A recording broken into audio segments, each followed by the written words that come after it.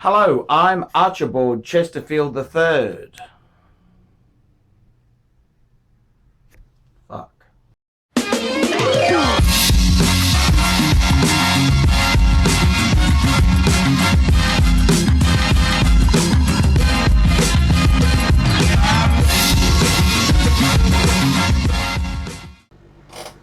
Hello, I'm ArchieLuxury and welcome to the ArchieLuxury program. Today I want to talk about what really pisses me off with Breitling. And this video here is about a brand I've had a very hot and cold relationship with. Before we continue, please like, subscribe and tell your friends. Tell your shithead friends. So let's talk today about Breitling. What do I think of Breitling? Well, I don't hate it as much as a lot of people think I do. There's many watches in the Breitling lineup I really like.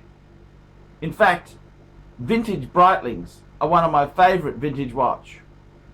Big size pilot watches with true purpose, not just because it's trendy or flavor of the month. But I've got to tell you, there's many things that Breitling's done in recent years which really has shitted me off. And I gotta tell you, it's a pretty long list of dislikes.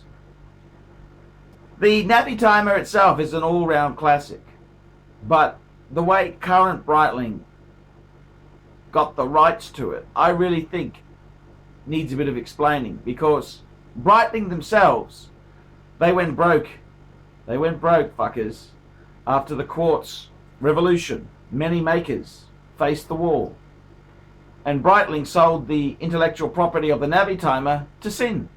That's correct, to Sin. And Sin was then licensed to produce Navi Timers. Guess what? The new conglomerate, which became Breitling, didn't like that and sued them. Breitling themselves there has brought out very, very garish, highly polished steel watches. The big thing I've disliked about them is their fascination with bling. A lot of these pieces highly polished, very glitzy, gritzy, big size, and they've attracted all the wrong attention. Breitling themselves are a brand very, very popular with the footballers. That's right, the football crowd, which isn't really your academic crowd. Breitling themselves there have had some really weird tie-ups with ambassadors and sponsorships. Some of these have done damage to Breitling, others have been more successful. Breitling themselves there has a really good product. I love the Navi Timer. I love the Navi Timer GMT. I love the Cosmonaut. There's many fantastic watches. In fact, I'll even go as far as to say I love the Super Ocean Heritage. It's a great, great rendition of a vintage diving piece. However, there's many pieces which are a bit cheesy for my liking. The Super Ocean 2 is a bit plus sized, heavy, incredible depth that piece can go to, but it looks like it's a Matchbox toy car. That's right, the yellow box, all the glitzy dongles and dangles. It's all a big show for low rent punters. A lot of Breitlings themselves have also been very, very heavily discounted.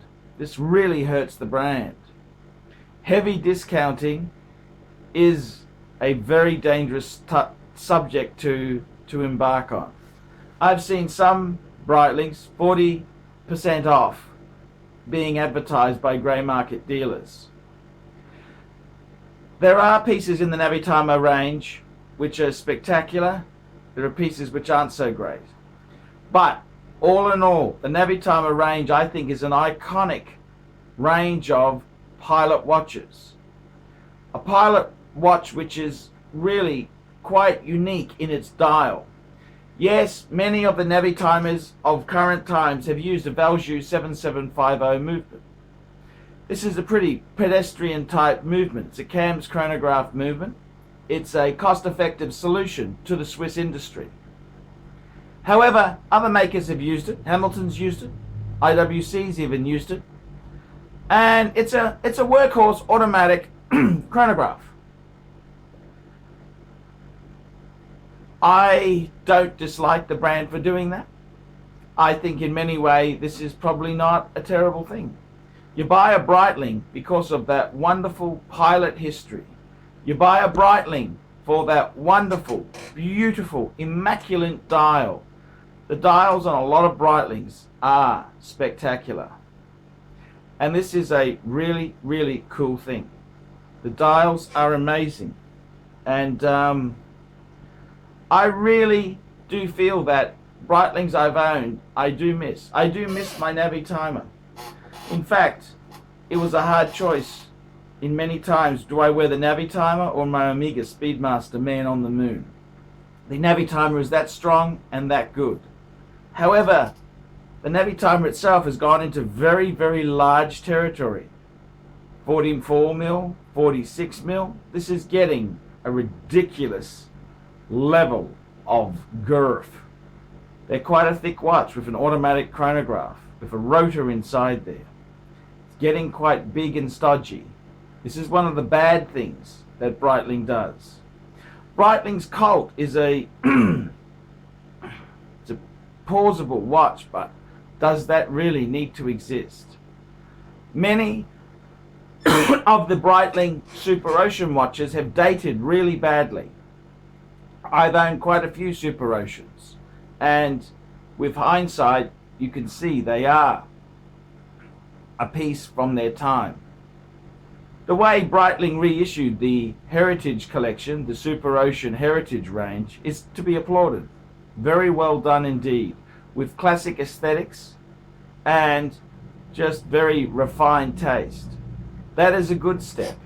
And I'd really wonder if Breitling didn't use the same care and attention to go through their range. Breitling, love or hate them, what do I think? I think they are a decent luxury watch. I'd much rather have a Breitling compared to some lower end Tag Heuers. Breitling does pitch itself at the high end. We're competing against Rolex and many sophisticated brands. However, in my opinion, Breitling itself there is still caught up in this magic grab for punters. Breitling, what do you think of the brand? And this is something that needs to be asked. The big downfall with many of these buyers is that they tend to attract the wrong element. This wrong element can really hurt a brand. And it's this garishness which really needs to be restrained. I'm Archibald Chesterfield III. This has been What Pisses Me Off About Breitling. Tell me what you fuckers think of that. We specialize here in pre-owned Rolex watches. Rolex watch is a very special timepiece, and we always do the servicing exactly as factory specifications.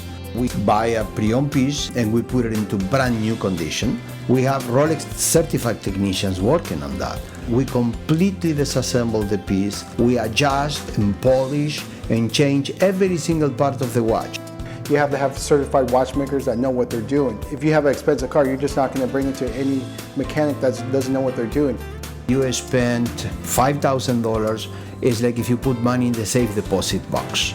And 1 or 2 years from now, you will keep having your $5,000. We have to spend a lot of money to get all this equipment together, but makes me feel I'm doing what I'm supposed to do. It's not a question of money, it's my passion. Jewelers on time, simply the best.